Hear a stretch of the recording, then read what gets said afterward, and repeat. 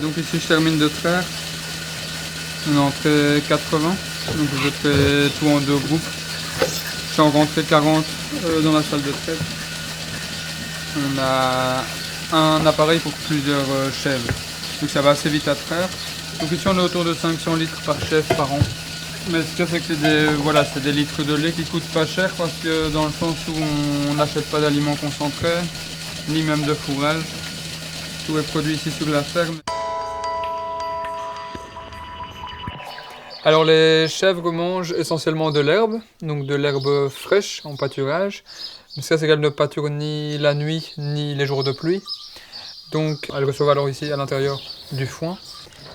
Étant donné qu'on transforme tout le lait ici à la ferme en différents fromages et notamment toute une partie en fromage à pâte dure, on essaie d'éviter au maximum tout ce qui est ensilage et fourrage fermenté. Donc on essaie de faire un maximum de foin, hein, de conserver l'herbe en sec.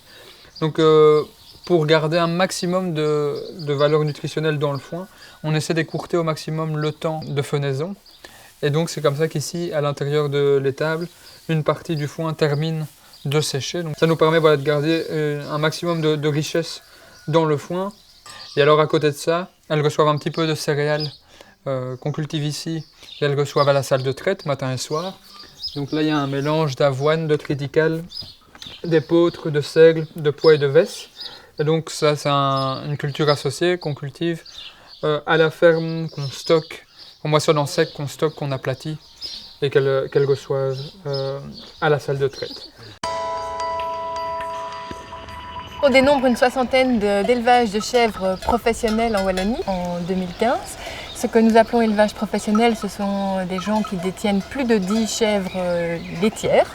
On a essentiellement des producteurs transformateurs fromagers. On considère qu'on a à peu près 85% de ces éleveurs qui sont également transformateurs fromagers.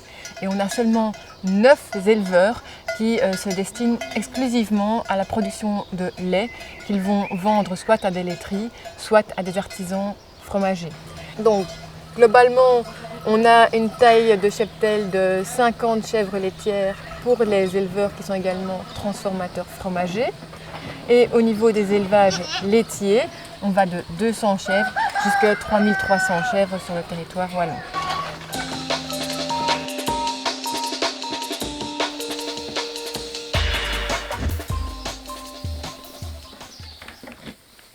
Donc un des problèmes principaux en élevage caprin, c'est la gestion des parasites, notamment gastro-intestinaux.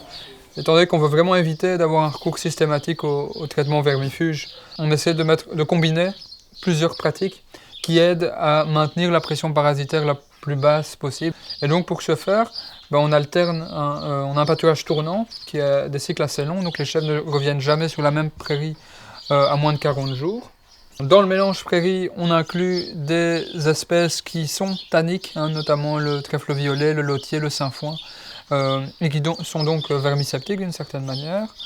Autour des prairies, on plante des haies avec des espèces qui, encore une fois, ont un feuillage intéressant pour ça, notamment le prunelier, hein, qui est un très bon vermifuge. Et alors, finalement, au niveau de l'élevage, c'est important d'année en année d'essayer de sélectionner les individus, donc les chèvres. On voit qu'à l'échelle du troupeau, certains individus résistent mieux aux parasites que d'autres, même dans un même environnement avec un même traitement. Et c'est héréditaire, alors ça c'est connu. Donc c'est important de garder ses propres chevrettes, hein, et de faire sa sélection par rapport à ce critère-là aussi.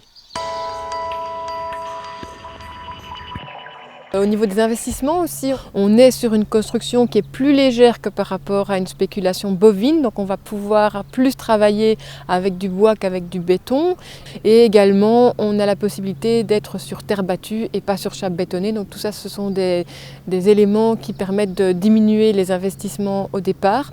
Et puis on est sur des animaux de petite taille qui font que c'est parfois plus accessible que du gros bétail aux femmes qui veulent se lancer dans l'agriculture. Un avantage également qui est certainement non négligeable, c'est que l'élevage caprin est généralement très bien vu par le citoyen. On a vraiment une image très positive et très verte de l'élevage de chèvres.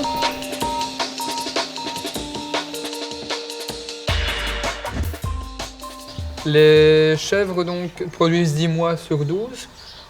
Un peu comme les vaches, ce qu'il y a, c'est que c'est tout en même temps. Donc elles sont saisonnées. Elles sont toutes en chaleur début septembre. Elles mettent toutes bas entre fin février et début mars. Et entament ainsi toute leur courbe de lactation, j'ai dit que tout en même temps, donc c'est ça qu'il faut gérer aussi, notamment en termes de volume de lait et de débouché. Donc depuis 2006, on transforme tout le lait en différents types de fromages, du fromage frais, du pâte molle, type camembert, et aussi du pâte dur. Tout ce fromage, il est écoulé en circuit court, donc il y a toujours tout au plus un intermédiaire entre le consommateur et nous. On arrive assez facilement à écouler toute notre production ainsi.